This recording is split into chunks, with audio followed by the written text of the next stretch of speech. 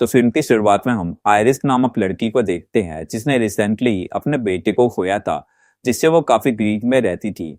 इसलिए एक दिन सुबह उठ के रेडी होके वो अपना फोन घर पर छोड़ के घर से निकल जाती है और वो अपने बेटे का बोट टॉय भी रख लेती है। ड्राइव करके वो कुछ शहर से थोड़ा दूर एक नेशनल पार्क चली जाती है, जहां वो ट्रैकिंग करके ऊपर पहाड़ पर चढ़ जाती है। वहां आयरिस अपने बेटे का एक मेमोरियल बना देती है और उधर वो अपने बेटे का बोट टॉय भी रख देती है।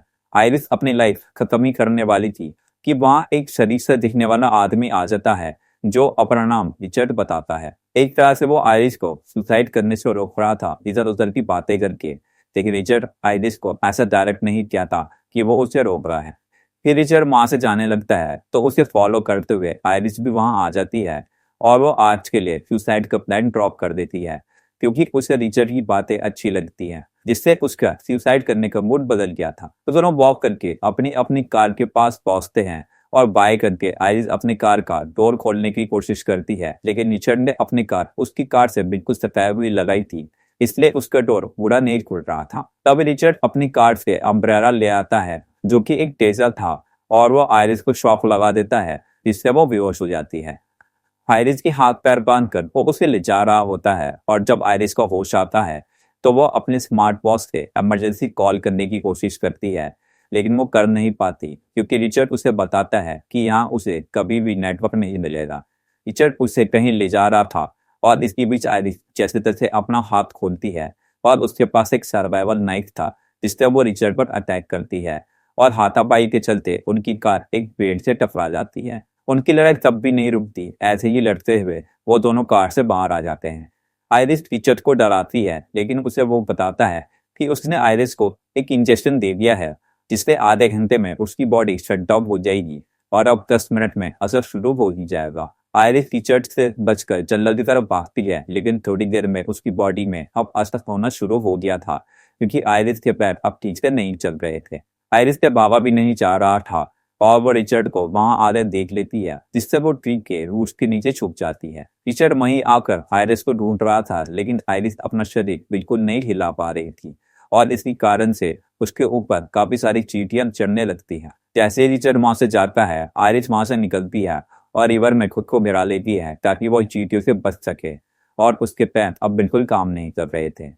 आगे आयरिस देखती है कि कुछ चट्टानें आ रही हैं, लेकिन आयरिस वहां से भी बच जाती है और जमीन पर जाकर अब उससे सांस लेने में भी परेशानी हो रही थी क्योंकि दवाई का असर अब उस पर हो गया था।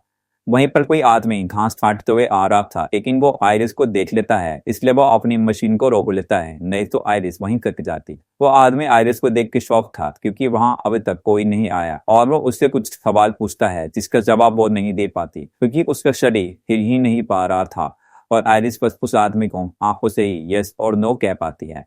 वो आदमी समझ जाता है कि वो शरीर से हिल नहीं सकती, इसलिए वो उसे एक कार्ट में उठाकर घर ले जाता है। घर पहुंचते ही वहां पीछे से रिचर्ड आ जाता है और वो उस आदमी से ऐसे प्रिटेंड कर रहा था जैसे उसका एक बुरा एक्सीडेंट हुआ है और उसकी वाइफ कहीं खो गई है। मतलब वो आयरिस को पाने के लिए झूठी कहानी बना रहा था। वो आदमी रिचर्ड को दरवाजे पर ही रुकने को कहता है, लेकिन तब भी रिचर्ड अंदर आ जाता है, जिससे उस आदमी को अच्छा नहीं लगता और हम देखते हैं कि आयरिस उस कार्ट में नहीं है। शायद रिचर्ड के आने से उसने जैसे तैसे खुद को नीचे गिराया होगा और क्रॉक करके वो सोफा के नीचे छुप जाती है। रिचर्ड आयरिस को रोने के बहाने घर में ढूंढता है और वो आदमी बना था तो वो उसकी मदद करने की कोशिश करता है। वो आदमी रिचर्ड से उसका नाम पूछता है, लेकिन वो अपना नाम उसे एंड्रयू बताता है। एंड्रयू उस आदमी को बताता है कि उसकी वाइफ की दिमागी हालत ठीक नहीं है और अगर वो उसे नहीं मिली तो उसके घर वाले उसे नहीं छोड़ेंगे। और ये सब बातें आयरिस सोफे के नीचे से सुन रही थी। रिचर्ड उस आदमी को कहता है कि उसे उसका फोन यूज करना है क्योंकि उसका फोन खो गया है, लेकिन उसकी किस्मत खराब थी कि तभी उसका फोन वहीं वाइब्रेट हो जाता है, जिससे वो आदमी समझ जाता है कि ये आदमी एक नंबर का फ्रॉड है। रिचर्ड उसे कहता है कि वो इतना परेशान है कि वो भूल ही गया कि उसके पास फोन है। वो आदमी उसे बताने ही वाला था कि आयरिस यही है, लेकिन उसके फ्रॉड से वो चुप हो जाता है। तभी रिचर्ड को गुस्सा आता है और वो उससे डायरेक्ट पूछता है कि वो कहाँ है।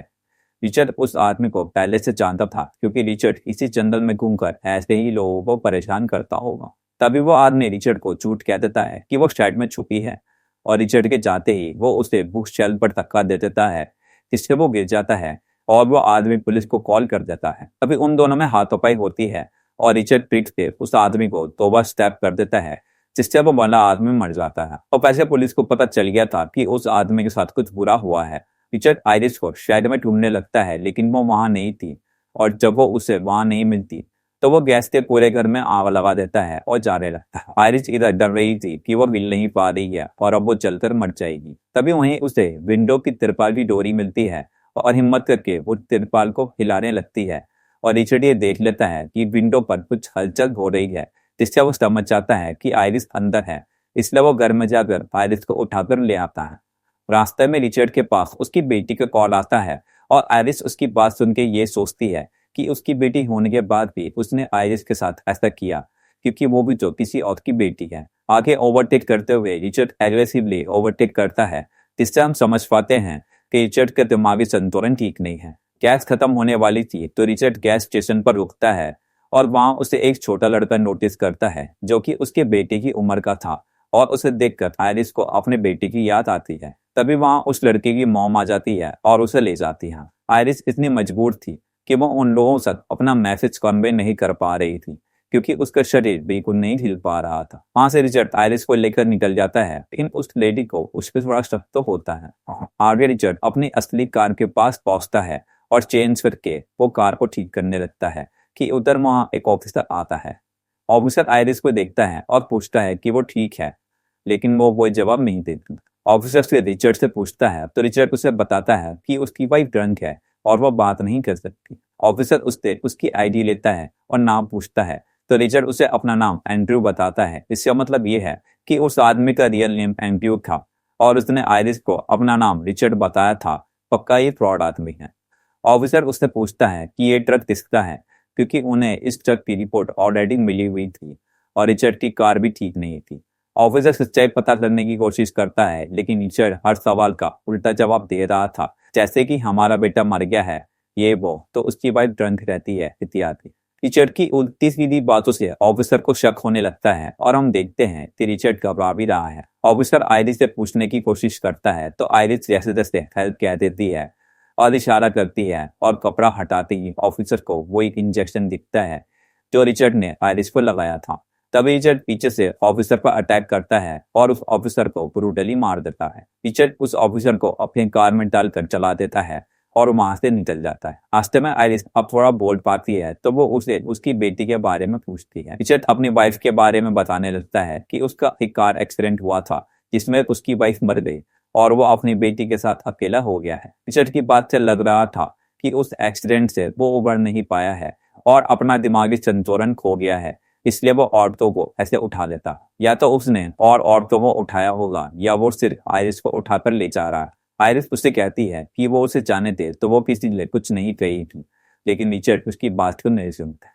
आयरिस उसे उसकी बेटी का दर्जा देकर भी बोलती है कि वो उसे छोड़ दे, लेकिन रिचर्ड दिमाग से हिला हुआ था और इसलिए हम उसे एक सीधे डीलर कहेंगे। गुस्से में रिचर्ड रास्ता बदल लेता है और वो जहां जा रहा था वो वहां नहीं जाता। वो आयरिस को एक तालाब के पास ले आता है और वहां आयरिस चुपके से उसके ड्रॉर से वो एक इंजेक्शन निकाल लेती है और रिचर्ड में इंजेक्ट करने की कोशिश करती है, लेकिन वो सिरिंज को पुश नहीं कर पाती क्योंकि उसकी बॉडी अभी पैरालाइज थी। रिचर्ड उस इंजेक्शन को निकाल लेता है और हवा में छोड़ देता है। अब आयरिस को गुस्सा आता है और वो उसे कहती है कि इससे अच्छा तो वो उसे मरने ही देता, उसने उसे क्यों बचाया। तो रिचर्ड उसे कहता है कि उसने उसे नहीं रोका था, वो खुद उसके पास आई थी, जबकि ये सच बात है। रिचर्ड आयरिस को देख के उसे उससे प्यार हो गया होगा, तभी वो उसे अपने घर ले जा रहा है जहाँ एक माँ की कमी थी, क्योंकि वो अपनी बीवी के मरने से उबर नहीं पा रहा था। अब रिचर्ड आयरिस को बोर्ड में रखता है और जाने लगता है। आयरिस उसे रोके दिखाती है और वह अपने बेटे की बोट टॉय मांगती है जो उसके पॉकेट में थी, और जब रिचर्ड उसे निकालता है तो आयरिस चुपके से उसका नाइफ निकाल लेती है और वो फाइनली रिचर्ड के गले में स्टैब कर देती है। शायद हो सकता है कि आयरिस का शरीर अब थोड़ा काम करने लगा था और वो रिचर्ड के सामने पैरालाइज होने का नाटक कर रही थी। वहीं उसकी गन भी थी जिसे लेकर आयरिस रिचर्ड को शूट कर देती है। शूट से बोट में छेद हो जाते हैं और रिचर्ड स्विम करते हुए तालाब के किनारे आ जाता है। बोट में पानी भरने लगता है तो आयरिस उसमें डूबने लगती है, क्योंकि अभी भी उसका शरीर काफी हिम्मत नहीं दे रहा था कि वो बोट से बाहर आ सके। ऐसे आयरिस पानी में डूब जाती है, लेकिन तब तो वो स्विम करने लगती है। क्योंकि उसका शरीर अब थोड़ा साथ दे रहा था और वो भी अब दबाव के किनारे आ जाती है। उसका शरीर काम कर रहा था और वो रिचर्ड के पास जाती है जहां वो जख्मी पड़ा था और शायद वो अब मरने वाला है। फिर वहां से आयरिस अपने घर के लिए निकल जाती है और शायद वो अब सुसाइड कभी नहीं करेगी और बस इतना दिखाते ही ये फिल्म यहाँ खत्म हो जाती है। आई होप कि आपको ये वीडियो अच्छी लगी होगी। वीडियो अच्छी लगी तो इसे लाइक करें, शेयर करें और कमेंट्स में अपना सुझाव दें। सब्सक्राइब करके बेल आइकन को जरूर दबाएं फर्दर वीडियोस की नोटिफिकेशन के लिए।